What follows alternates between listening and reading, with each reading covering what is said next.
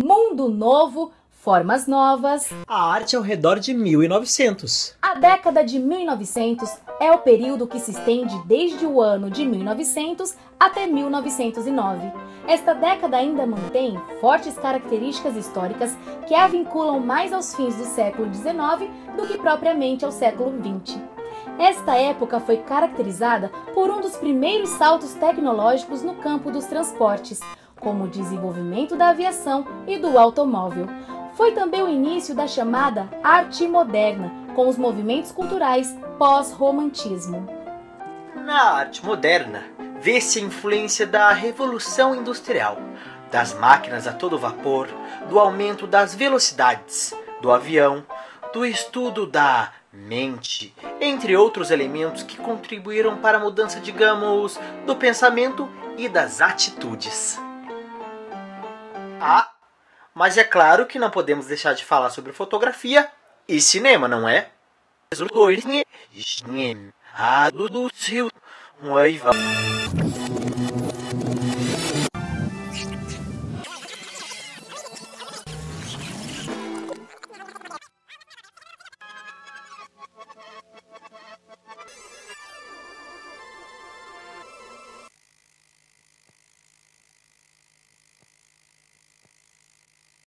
E muito se fez até a chegada do cinema no formato que conhecemos hoje, não acham? E um conceito básico, porém fundamental, foi descoberto pelo cientista inglês Peter Mark Roger sobre o fenômeno da persistência retiniana, a fração de segundo em que a imagem permanece gravada na retina, ou seja, 1/4 de avos de segundo. Baseados nesta grande descoberta, alguns aparelhos são criados para captar a imagem do movimento humano. Uau, que incrível, não é? Por outro lado, o surgimento da fotografia, que foi desenvolvida por Niepce e Daguerre, para que tudo isso acontecesse.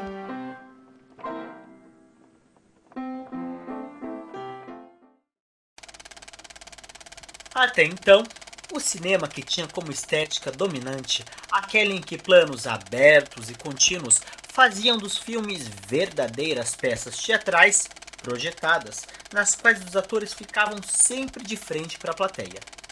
Era uma característica tão forte que uma revolução em sua forma ocorreria apenas em 1908, quando o assassinato do Duque de Guise ousou trazer atores que viravam as costas para o público de maneira recorrente. Além disso, o cinema não havia percebido até o início dos anos de 1900 que tinha o potencial para contar histórias, contentando-se com apenas recortes da realidade e com o fascínio que eles causavam na plateia.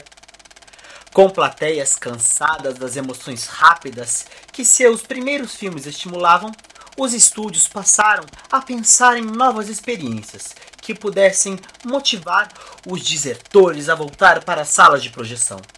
Não bastava mais tentar impressioná-los com imagens do mundo real. Era preciso envolvê-los de uma maneira mais profunda. Edwin Stanton Porter, vendo todo esse cenário de busca criativa se formar, procurou investir em algo que parecia improvável até então. A narrativa. Muito criativo, não acham?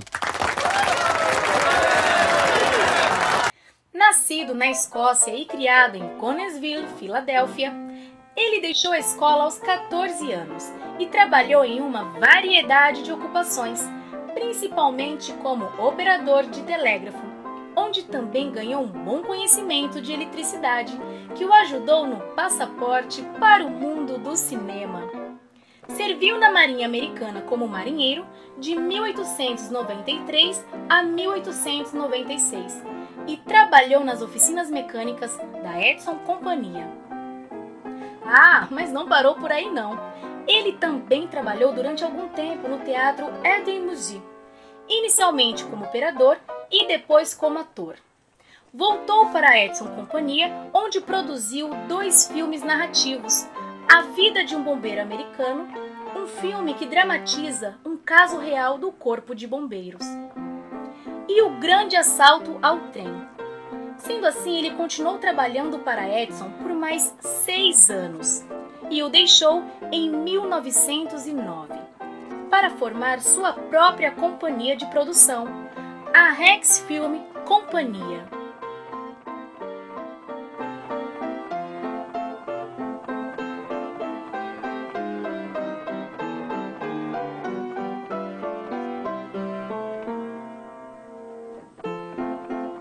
A Vida de um Bombeiro Americano, ou The Life of American Fireman.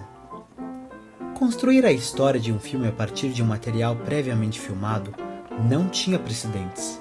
Implicava em que o significado de um plano não é necessariamente independente. Podia ser modificado e subordinado a outros planos. A descrição do último episódio de The Life of American Fireman basta para que se tenha ideia do método revolucionário empregado na realização deste filme. No mesmo filme, Porter emendou um plano ao outro. Consequentemente, o espectador tem a impressão de estar assistindo a um acontecimento único e fluido. A ação se desenrola de um plano para o outro, criando-se a ilusão de desenvolvimento contínuo. Ainda neste filme, Porter reuniu 2 estilos de produção cinematográfica que até então eram empregados isoladamente. Emendou um plano da vida real a outro representado no estúdio, sem ruptura aparente da linha de ação. Outro fato importante sobre o método adotado é que assim o diretor podia transmitir ao espectador a sensação da cronologia dos eventos.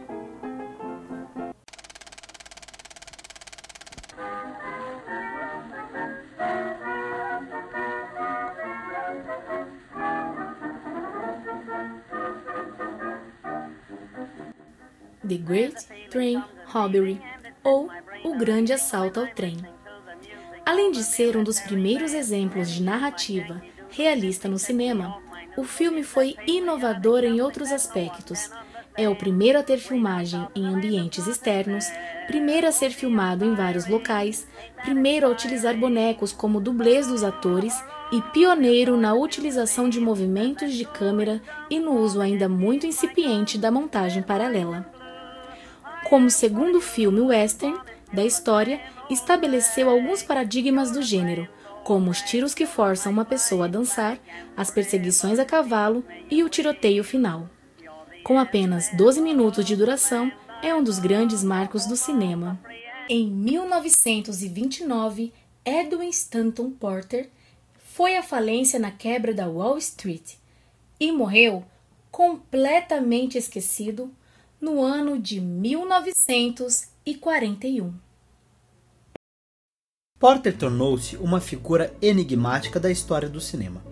Apesar de sua significância como diretor de O Grande Assalto ao Trem e criador de métodos inovadores e pioneiros ser inegável, ele raramente repetiu uma inovação após tê-la usado com sucesso, nunca desenvolvendo um estilo consistente de direção. E em seus últimos anos, protestando quando outros redescobriam suas técnicas, reivindicando-as para si próprio.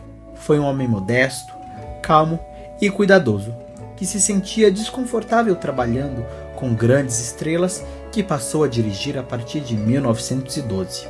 Zukor disse sobre Porter que ele era mais um artista mecânico que um artista dramático, um homem que gostava de lidar mais com máquinas do que com pessoas.